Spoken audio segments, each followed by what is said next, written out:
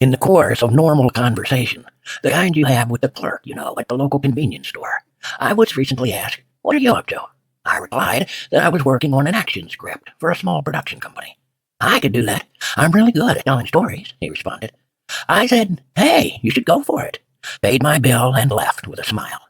That's encouragement, and I give it for free every chance I get. I know a shitload of good storytellers, and telling stories is a big part of screenwriting. Unfortunately, telling a good story isn't the only part of writing a screenplay.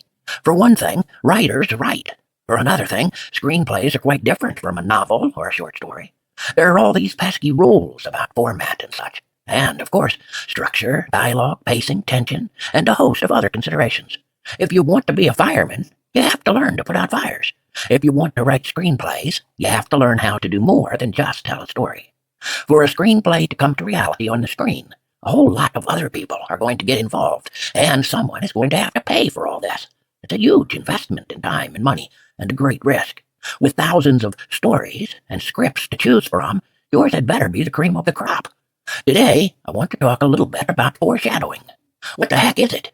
It's a means by which you give the audience clues as to where the story is going, and to possible future events. It's a dot in a connect-the-dots picture, maybe seeming unimportant alone, but a part of the bigger picture. The importance of that dot is likely not known until it's connected to others. In Star Wars, Luke practices using a lightsaber against a small orb. Later in the film, Luke must face the Death Star, a much bigger version of this same small orb. This is an object, or symbol, that is used to foreshadow a future event.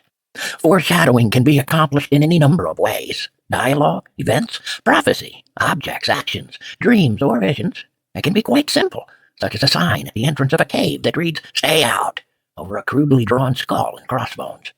In Seven, Morgan Freeman tells Brad Pitt early on that these kinds of cases never have a happy ending.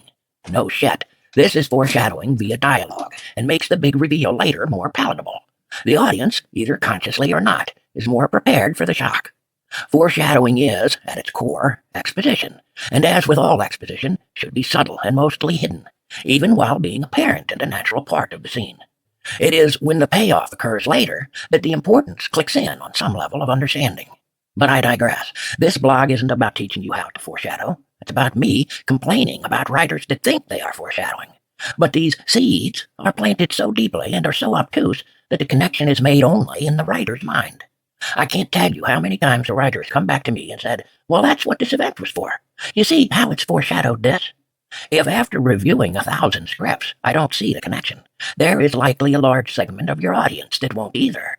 If you have an Easter egg hunt for 5-year-olds, you don't bury an egg in an old well, cover it with branches and tires, and then take great delight in the fact that none of those stupid little kids found the egg you hid.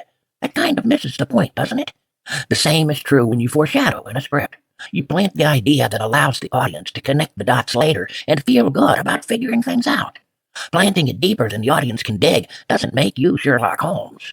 You live with your story, and the characters, and the plot for months. The audience lives in this world you create for a couple hours. You don't gain anything by making your audience feel stupid.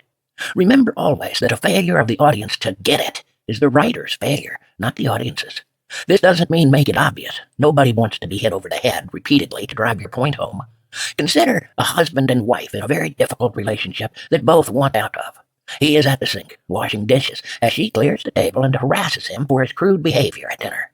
He wrenches the knife, glances at it, runs his thumb along the sharp edge before placing it in the strainer. If the wife ends up with her throat slit later, we have an idea of who did it, and when the plan was first germinated. This may or may not be the case, but the seed is planted and can be pruned to our needs as the story unfolds. If the husband simply does the dishes and the writer believes this alone will be enough to foreshadow the later murder simply because a knife was part of the dishes, the audience is likely never going to make any such connection. The seed is too deep to be related. The connection exists only in the mind of the writer. On the other hand, he takes the knife firmly in hand, turns to his wife, his veins bulging, his eyes a fire of hate and disgust. His hand trembles as he watches her bend over the table, wiping away the crumbs. His breath labored. He takes a step toward her before regaining control of his emotions and turning back to the sink. It is a bit of overkill. We get it, but so would a 5-year-old hunting for Easter eggs. Know your audience. Tease them with possibilities that make sense, without spelling everything out. But don't bury a clue so deeply that nobody finds it. And if you do, don't blame them.